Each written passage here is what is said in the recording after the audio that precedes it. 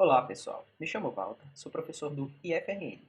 Esse vídeo faz parte de uma sequência de vídeos curtos voltados para apoio ao curso de redes. Nesse especificamente a gente vai falar um pouquinho sobre comutação Ethernet, que é o assunto do módulo 7 do curso CCNA. Então a ideia aqui é a gente falar um pouquinho sobre quadro Ethernet, em que camada ele está localizado, né? Quais são os campos que o compõem.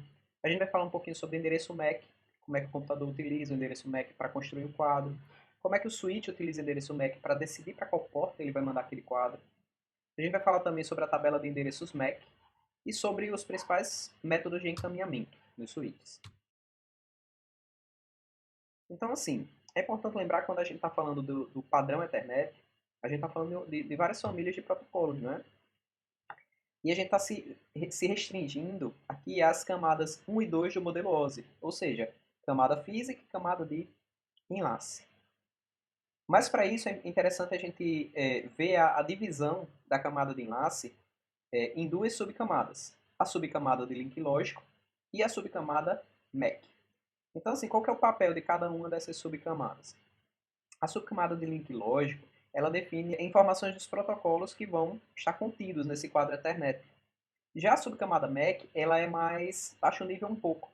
Ela define, para cada protocolo que é implementado nessa subcamada, ela define, por exemplo, a forma que esses dispositivos vão disputar o meio. Então, se a gente está falando de Wi-Fi, a gente está falando de uma implementação aqui na camada 1 e até a subcamada MAC, e a gente está discutindo que os dispositivos provavelmente vão tentar evitar de falar no mesmo meio ao mesmo tempo, né? Já no Ethernet, quando você tem, por exemplo, computadores ligados a hubs ou em half duplex, né? Usando um tipo de comunicação com meio compartilhado, já tem implementação aqui que tenta detectar quando ocorre uma colisão. Então, o papel dessa subcamada é basicamente permitir diversas implementações diferentes. É aquele conceito do encapsulamento que a gente vem discutindo. E você conseguir desenvolver alguma coisa em uma camada ou subcamada, confiando que a implementação na outra camada ela vai funcionar como uma caixa preta. Não é importante para você naquele momento. Né? Então, essa abstração permite muito da evolução dos protocolos de forma independente. Né? Então, assim, quando a gente está falando da subcamada MAC, a gente está falando do encapsulamento do quadro, do encapsulamento do conteúdo de dados em um quadro, certo? Esse quadro, ele tem um começo do quadro, uma coisa que define esse começo do quadro. Ele tem um endereçamento, que é o endereçamento MAC de origem e MAC de destino. E ele tem um final do quadro que faz uma verificação de integridade quando esse quadro chega no seu destino. Então, se o quadro ele não tiver chegado íntegro, ele é descartado pelo switch. Então, quando a gente estava falando do começo do quadro, a gente fala desse preâmbulo, que é como se fosse um delimitador inicial, para dizer, ó, a partir daqui o quadro está começando. No quadro Ethernet, a gente tem dois campos muito importantes, que são endereço MAC de origem e endereço MAC de destino, o quadro, que um campo que define o tamanho, e um espaço que a gente define ou pode guardar o conteúdo de fato do quadro. Lembrem que o quadro Ethernet é como se fosse um caminhão que a gente vai usar para transportar um conteúdo que é útil. Então, assim, para a gente, o que é útil é aquela carga do caminhão que está sendo transportado. Então, esse campo de dados, ele pode variar de 45 bytes até 1.500 bytes no padrão Ethernet, e a gente pode preenchê-lo com o conteúdo que a gente quer transportar. Qual é o detalhe? Se eu tenho um conteúdo que passa de 1.500 bytes, eu vou ter que necessariamente quebrar esse conteúdo em no máximo 1.500 bytes. E ao final do quadro a gente tem o campo de verificação, que é aquele que, caso ele esteja alterado, ele consegue detectar que o quadro ele foi corrompido e o quadro precisa ser descartado. E quando a gente fala do endereço MAC, a gente está falando de um endereço único por placa de rede. Ele é um endereço que vem gravado na placa de rede, não é? É um endereço de 48 bits, só que a gente representa ele de uma forma mais fácil para o ser humano ver, que é em hexadecimal, assim como a gente faz com o endereço IPv6. Então, em hexadecimal, o endereço MAC ele tem 12 valores, né? E aí, como é que um endereço MAC ele é composto? Como é que a gente garante que ele não vai se repetir para várias placas de rede, para vários dispositivos de rede que são fabricados? Metade do endereço MAC ele é um identificador dado ao próprio fabricante. certo? Então, assim, a Dell ela vai ter um identificador, uma OI dessa, um identificador organizacional único. A Cisco vai ter outro, a Apple vai ter outro, outros conjuntos de números aqui próprios daquele fabricante. A outra metade do endereço MAC é o próprio fabricante que define.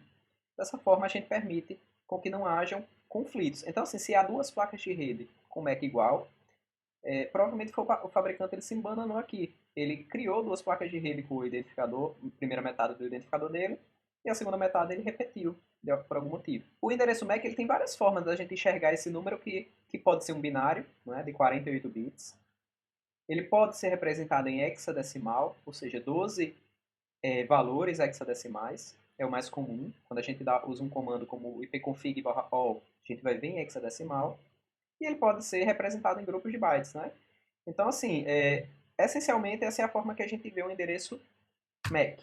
E aí como é que ocorre o processamento dos quadros? Quando um computador ele manda um quadro através da rede, ou seja, ele constrói um quadro, insere no meio, esse quadro ele vai ser inundado para todas as portas, exceto a origem, se a gente estiver falando de um momento na comunicação em que o switch ele não sabe para quem destinar ainda.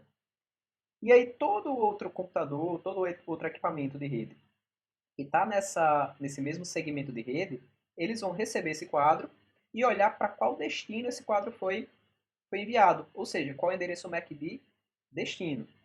Se o endereço MAC de destino for o do próprio computador, ele vai desencapsular esse quadro e mandar para as camadas superiores. Por outro lado, se o endereço MAC de destino não coincidir com o do computador que recebeu, ele vai simplesmente descartar o quadro.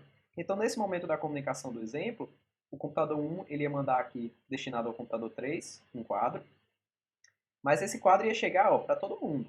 Todo mundo vai receber. Mas o 2 e o 4 vão descartar o quadro, porque eles não têm o MAC de destino coincidindo com o endereço de destino no quadro. Daí a gente já começa a perceber que a comunicação com o endereço MAC, ela também tem algumas formas de acontecer. Ela pode funcionar de forma unicast. O que é que isso quer dizer? Quer dizer que um computador ele pode querer se comunicar especificamente com outro computador na rede local. E aí ele manda um quadro com o endereço MAC de destino do computador da rede local, e isso é um unicast, um para um, não é? A comunicação na camada 2 ela também pode funcionar no formato broadcast. O que é que isso quer dizer? Quer dizer o seguinte, que um computador ele pode construir o quadro, só que ele pode não saber, por exemplo, o endereço MAC de destino do computador que ele quer mandar, ou ele pode querer mandar para todos os computadores do mesmo segmento de rede. Então ele constrói um quadro e no endereço de MAC de destino ele coloca tudo 1 em binário ou tudo F em hexadecimal. O que é que esse endereço quer dizer? É o endereço de broadcast de camada 2. Aqui, todos os computadores do segmento vão receber um para todo mundo, broadcast. E já na camada 2 também tem o conceito de multicast. Então, assim, um computador ele pode mandar o quadro para alguns computadores, destinado a um grupo multicast. E aí, como é que esse multicast funciona? O computador ele manda o quadro com o endereço multicast de destino, e o switch ele manda esse quadro para todo mundo. Mas só quem vai abrir esse quadro é quem faz parte daquele grupo multicast. Professor, e quando é que a gente usa isso? Diversos protocolos eles utilizam multicast para fazer uma comunicação mais eficiente com grupos do que mandar para todo mundo necessariamente, certo? Então a gente tem protocolos como o Spanner Tree, Protocol STP, que é o protocolo que tenta evitar que os loops de comutação, que os loops nos switches, eles derrubem a rede. A gente vai falar dele posteriormente, entre outros, certo? Então o endereço de multicast de camada 2, ele começa com 01005E. Então quando a gente vê isso aqui, a gente já sabe que a gente está falando de um quadro multicast. E aí, bem, quando a gente está falando da tabela de endereçamento MAC, o que ela é? Para que ela serve? Perceba que para o switch ele tomar a decisão eficiente de encaminhar um quadro para alguma porta, ele tem que saber para que porta ele vai mandar aquele quadro. E como é que ele descobre isso? Assim que o switch ele é ligado, ele tem uma tabela MAC que está vazia, e ele vai aprendendo, conforme os quadros vão passando por ele, qual quadro está associado a qual porta. Ou seja, a partir do momento que um computador manda um quadro por uma porta, ele aprende que esse computador está ligado a essa porta, não é? E vai populando essa tabela. Então, o switch ele examina o switch Ethernet, ele examina essa tabela para tomar decisões de para onde encaminhar o quadro. Se ele já conhece o destino do quadro Ethernet, ele não precisa mandar para todas as outras portas, seria muito ineficiente. Então, assim, essa tabela MAC, a gente também se refere a ela de forma geral como tabela CAN, e ela serve para isso, serve para o switch ir aprendendo como encaminhar os quadros de forma mais eficiente. E aí, bem, todo quadro que entra no switch, ele tem o endereço MAC de origem analisado. E o que é que o switch faz? Se o quadro ele não está naquela tabela MAC, ele vai inserir essa entrada na tabela MAC, indicando que aquele endereço MAC de origem está associado àquela porta. Agora, o detalhe interessante é o seguinte, essa entrada, esse registro na tabela MAC, ele tem um tempo de vida. Em geral, por padrão de 5 minutos. O que é que isso quer dizer?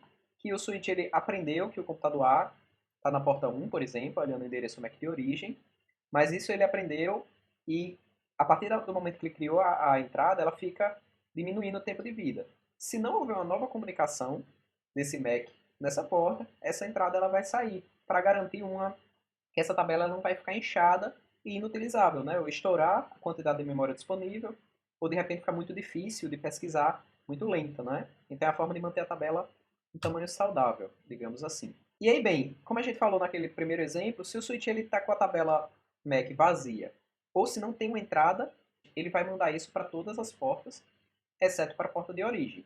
É o que a gente chama de inundação. Já que o switch ele não sabe para qual porta mandar ainda, ele manda para todas, para garantir que o quadro vai chegar. Lembrando todas, exceto a porta de origem. E aí o switch, conforme ele fica ligado e os quadros vão passando nele, ele vai aprendendo, como a gente falou. Ele vai começando a conseguir fazer a filtragem de quadros. O que é que isso quer dizer? Que a partir do momento que ele vai populando essa tabela MAC, ele não precisa mais, nesse exemplo aqui, ó, o computador A de MAC 000A, ele está ligado à porta 1 e está tentando mandar um quadro destinado ao MAC 000D, que está na porta 4. O switch ele já tem essas informações na tabela MAC, porque certamente o computador D já enviou um quadro através desse switch.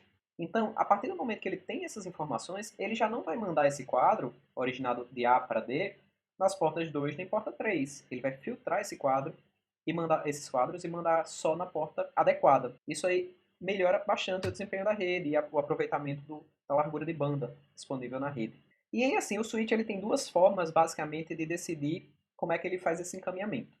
Ele pode fazer esse encaminhamento verificando aquele finalzinho do quadro sempre. Para quê? Para garantir que o quadro ele não está quebrado e ele não vai enviar um quadro estragado na rede, certo? Então, para isso, ele precisaria levar um tempo maior. Ele precisa ver o endereço MAC de destino, mas ele precisa também calcular se o quadro está bom. Precisa passar esse tempo todo, ó, e mais esse tempo de processamento. Isso evita que ele repasse na rede quadros que estão danificados. Mas qual é o problema?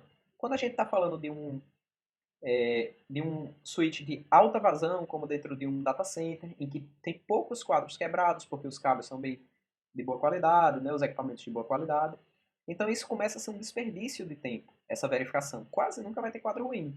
É muito melhor um encaminhamento chamado cut-through, ou um encaminhamento de corte, em que ele olha o endereço MAC de destino e já manda para a porta. Olhou o MAC de destino, tem na tabela? Já manda para a porta. Certo? Esse é o método de comunicação aqui no slide com comutação de corte. Ele é bem mais rápido. E o método que calcula se o quadro ele tá íntegro antes de mandar para o destino, ele é o comutação armazenar e encaminhar.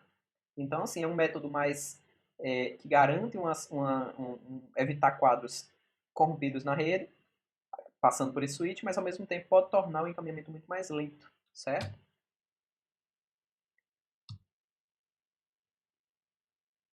E aí, assim, um detalhe para a gente chamar a atenção é que o switch ele também tem duas formas de trabalhar com a memória, que fica copiando os quadros para poder ele processar e encaminhar.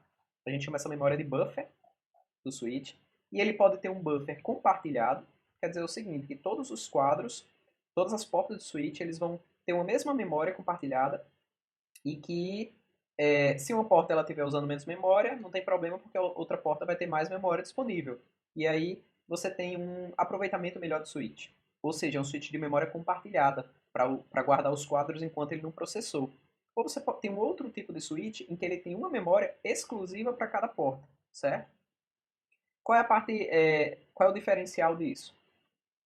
Por um lado, você aproveita não tão bem a memória, certo? Porque na hora que uma porta está sendo subutilizada, a outra porta que está congestionada, ela não vai ter como aproveitar a memória da porta subutilizada. Por outro lado, você tem uma capacidade de criar filas exclusivas, então tem aplicações diferentes para esses dois tipos de switch. Em geral, os switches utilizam memória compartilhada. E aí, assim, falando dos métodos de comunicação, quando a gente tem uma rede com switches, a gente consegue fazer uma rede com full duplex, certo? Diferente de quando era uma rede apenas com hubs, que era uma rede, em geral, half duplex. E o que é que isso quer dizer? Full duplex vem de comunicação completa, né, dupla. Pensem numa estrada que você tem mão dupla, por exemplo, em que você pode ter carros indo e carros voltando ao mesmo tempo, e aí você tem uma vazão bem grande de carros, né? Se por outro lado você tem uma estradinha apenas de mão única, o que é que vai acontecer? Quando um carro estiver indo, uma estradinha compartilhada no caso, quando um carro estiver indo, o carro que vai querer passar no sentido contrário vai ter que esperar o carro que está indo passar, sair da estrada para poder o outro carro entrar. Uma segunda analogia para isso aqui seria telefone celular e walkie-talkie.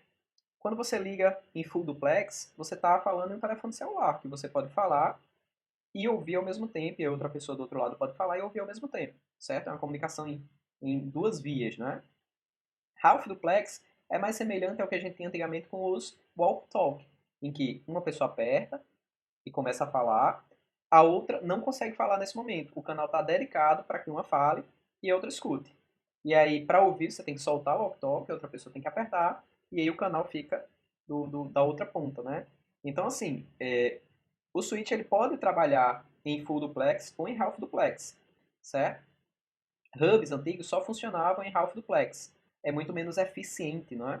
E aí o que é que acontece? Lembrando que se você tiver com uma porta do switch configurada em full duplex, a outra porta também tem que ser configurada em full duplex, não é? Se uma porta tiver em half duplex, a outra também tem que estar configurada em half duplex. Bom, pessoal, então é isso. Esse aqui é um resuminho do que, é que a gente viu nesse vídeo, certo? Vocês podem dar uma pausa e retomar.